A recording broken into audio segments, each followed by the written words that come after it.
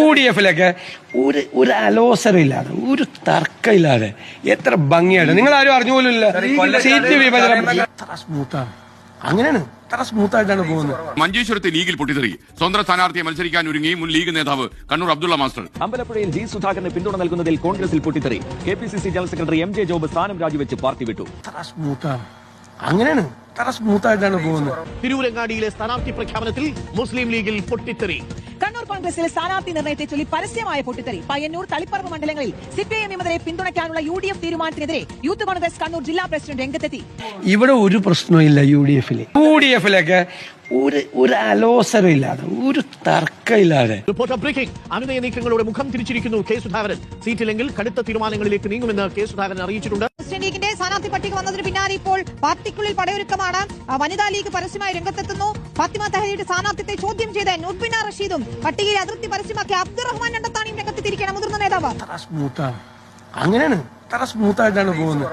ആലപ്പുഴ കോൺഗ്രസിൽ നേരത്തെ പറഞ്ഞ വാർത്ത കൂട്ടരാജി. DCC ജനറൽ സെക്രട്ടറിയും വൈസ് പ്രസിഡന്റും ഉൾപ്പെടെ രാജിവെച്ചു. കോൺഗ്രസിനെ മുൾമുനയിലാക്കി മുൻ KPCC പ്രസിഡന്റ് K സുധാകരൻ. ഇതോടെ സുധാകരന്റെ പിടിവാശിക്ക് ഹൈക്കമാൻഡ് വഴങ്ങാനാണ് സാധ്യത. UDF-ലൊക്കെ ഒരു അലോസരമില്ലാതെ ഒരു തർക്കമില്ലാതെ.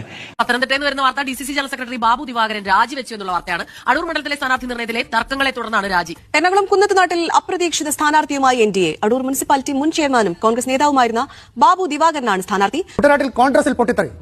സീറ്റ് കേരള കോൺഗ്രസ് ജോസഫ് ഗ്രൂപ്പിന് വിറ്റെന്നാരോപിച്ച് DCC ഭാരവാഹികൾ കൂട്ടത്തോടെ രാജിവെച്ചു. DCC വൈസ് പ്രസിഡന്റായിരുന്ന സജി ജോസഫ് സ്വതന്ത്രമായി മത്സരിക്കും. വേദനയോടെയാണ് തീരുമാനമെടുത്തതെന്ന് പൊട്ടിക്കരഞ്ഞുകൊണ്ട് സജി ജോസഫ് പ്രതികരിച്ചു.